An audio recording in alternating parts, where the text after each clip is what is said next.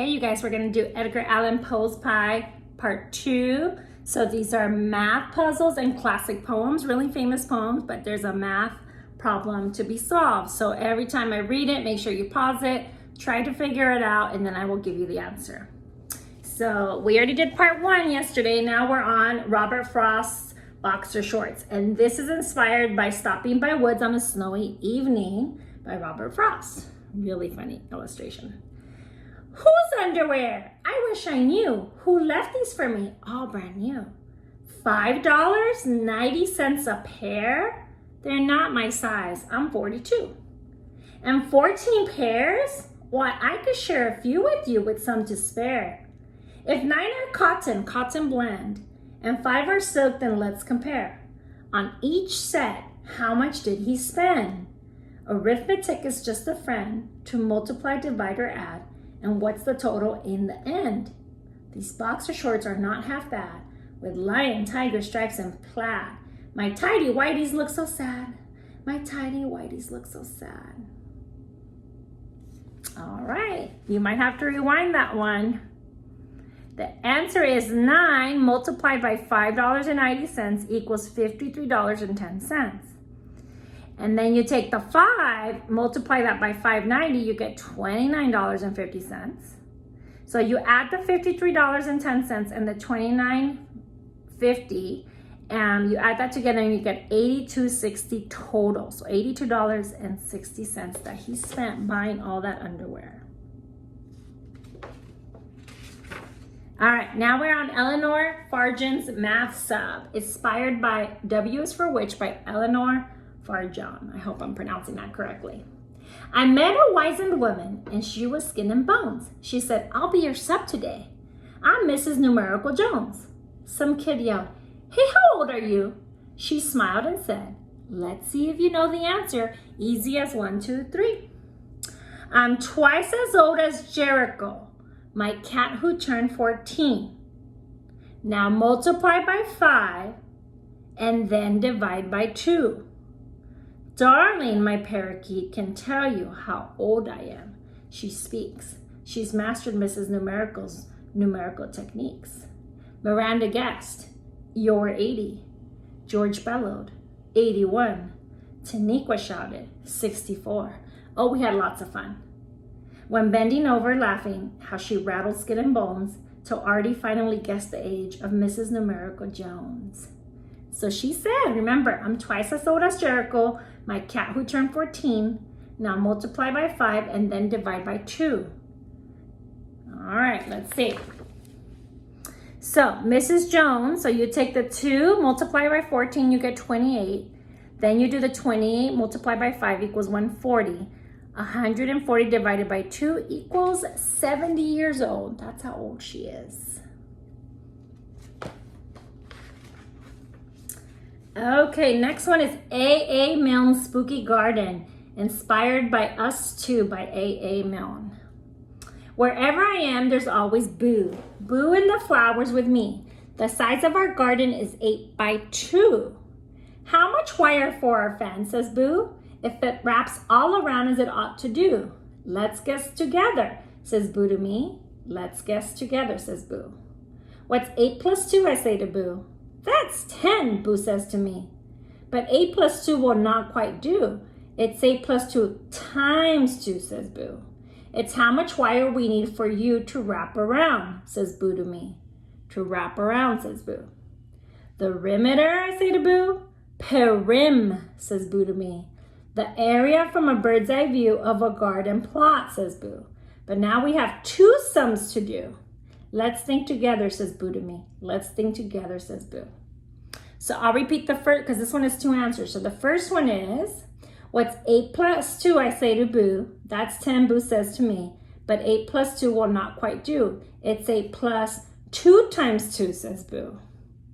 And then the second equation you have to do is the perimeter, right? The area from a bird's eye view of a garden plot. But now we have 2 sums to do. All right, so the answer, the perimeter, is length plus width times 2. So you take the 8 feet plus 2 feet, you have 10 feet. 10 feet times 2 equals a 20-foot perimeter. For the area, you do length times width. So 8 feet by 2 feet equals 16 square foot area. Now we have William Carlos Williams Pizzeria. Inspired by This Is Just to Say and The Red Wheelbarrow by William Carlos Williams. The 15-inch square pizza with 3 by 3 inch slices was so inviting. I couldn't resist eating 19 and a half of them. Forgive me, Flossie, you were hungry too. I put the box back in the refrigerator besides the white chickens. How many pieces of pizza were left? So it was a 15-inch square pizza with 3 by 3 inch slices. And they ate 19 and a half of them. How many are left? So you take the 15 inches by 15 inches, you have 225. 3 inches by 3 inches is 9. So you do 225 divided by 9 equals 25 pieces. Then you do 25 minus the 19 and a half. So there are 5 and a half remaining pieces in the box. That's not fair. I would want more pizza. Langston Hughes Train Trip. Inspired by April Rain Song by Langston Hughes. Let the train miss you. Let the train be late by 10 minutes so you can finish your snack. Let the train steam along like a cloud. The train ticket costs $14, but the tax on the train ticket is 10%. Then add a tip to the conductor, 15% of the ticket plus tax, which you have not got. So what is the total cost of the train ride? I love the train. So the train ticket costs $14, but the tax on the train ticket is 10%. Add a tip to the conductor, which is 15% of the ticket plus tax. So the answer, 10% equals 0.10, right? You take the 0.10 times $14 equals $1.40 in tax. So the cost of the ticket is $15.40. But the tip is 15%. So you take 0.15, multiply by $15.40, you get $2.31. So the total cost of the train ride is the $15.40 for the ticket, and then the $2.31 for the 50% tip. So the total is $17.71. All right. Ogden Nash's Buggy Rugs. Inspired by The Termite by Ogden Nash.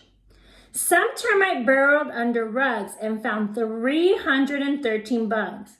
If 82 plus 15 snore, how many termites chew the floor?